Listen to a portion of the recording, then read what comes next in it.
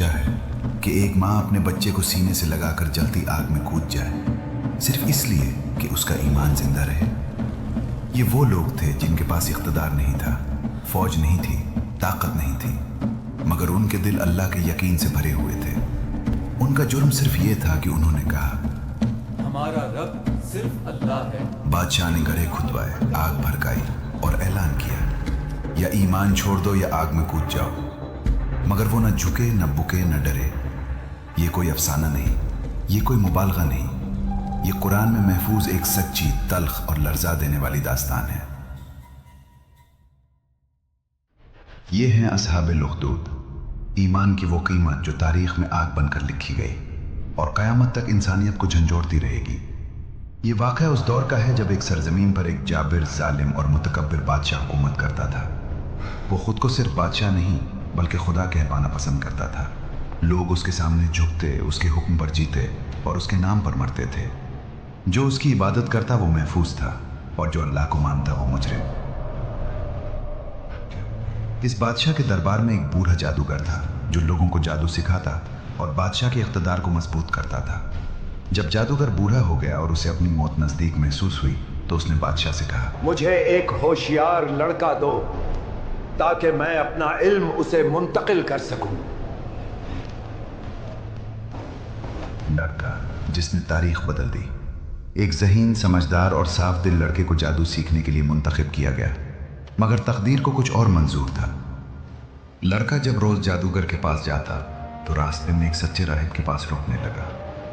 جادوگر تھا جو جھوٹ، دھوکے اور غرور سکھاتا تھا، اور دوسری طرف راہب تھا جو اللہ کی وعدانیت، سچ اور آخرت کی بات کرتا تھا۔ آہستہ آہستہ لڑکے کا دل جادو سے خالی اور ایمان سے بھرنے لگا۔ یہاں ایک بات بالکل واضح سمجھ لیں، یہ لڑکا نہ کوئی نبی تھا، نہ فرشتہ، نہ کوئی مشہور شخصیت۔ یہ ایک عام سا انسان تھا جسے بادشاہ نے جادو سیکھنے کے لیے منتخب کیا تھا۔ اللہ نے اس لڑکے کو اپنی خاص نشانی بنا دیا۔ وہ اندھوں کو بینا کرنے لگا، بیماروں کو شفا دینے لگا، نہ اپنے زور سے، نہ اپنے علم سے، بلکہ اللہ کے حکم سے۔ یہ خبر پورے شہر میں پھیل گئی۔ لوگ جادوگر کے بجائے اس لڑکے کے پاس آنے لگے۔ بادشاہ کا غرور کانپ اٹھا۔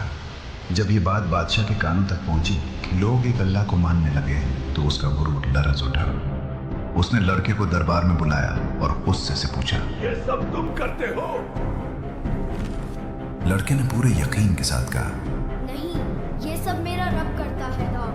اللہ۔ یہ ایک جملہ تھا مگر بادشاہ کے لیے اعلان جنگ۔ بادشاہ نے حکم دیا، زمین کھودو، لمبے گہرے گڑھے، ایسے گڑھے جن کا انجام صرف موت ہو، ان میں آگ بھڑکا دو، اتنی آگ کہ شعلے آسمان سے باتیں کرے۔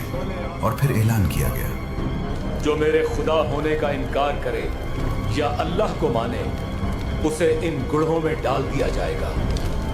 مرد لائے گئے، عورتیں لائی گئیں، بوڑھے، جوان، بچے، آگ دہک رہی تھی، دھواں فضا میں پھیل رہا تھا اور ایمان کا امتحان شروع ہو چکا تھا۔ پھر وہ منظر آیا جس نے آسمان کے فرشتوں کو بھی رلا دیا۔ ایک ماں اپنے دودھ پیتے بچے کے ساتھ آگ کے کنارے پہنچی۔ آگ کی تپش نے قدم روک لیے۔ ماں کا دل کانپ گیا۔ اسی لمحے اللہ نے معجزہ دکھایا۔ وہ بچہ جو بول نہیں سکتا تھا بول اٹھا، صبر کرو، تم حق پر ہو۔ اے ماں، صبر کرو، تم حق پر ہو۔ اور وہ ماں بچے سمیت آگ میں کود گئی۔ کیوں جلایا گیا؟ اصحاب الاخدود کو اس لیے نہیں جلایا گیا کہ وہ باغی تھے، انہیں اس لیے جلایا گیا کہ انہوں نے کہا، ہمارا رب صرف اللہ ہے۔ بس یہی جرم تھا۔ ظالم سمجھ رہے تھے کہ وہ جیت گئے، مگر قرآن کہتا ہے، اصل کامیاب وہ تھے جو آگ میں جل گئے، اور اصل ناکام وہ جو ایمان جلانا چاہتے تھے۔ آج کے انسان کے لیے یہ کہانی ہمیں بتاتی ہے، ایمان آسان نہیں، حق کی قیمت ہوتی ہے، اور جب ایمان سچا ہو تو اللہ خود گواہ بن جاتا ہے۔ یہ واقعہ ہم سے پوچھتا ہے، کیا ہم اپنی نوکری، اپنے فائدے، اپنی دنیا کے بدلے ایمان پر قائم رہ سکتے ہیں؟ اصحاب الاخدود جل کر مٹی نہیں بنے، وہ قرآن کی آیات بن گئے، اور قیامت تک یہ اعلان کرتے رہیں گے، ایمان اگر سچا ہو تو آگ بھی اسے ہرا نہیں سکتی۔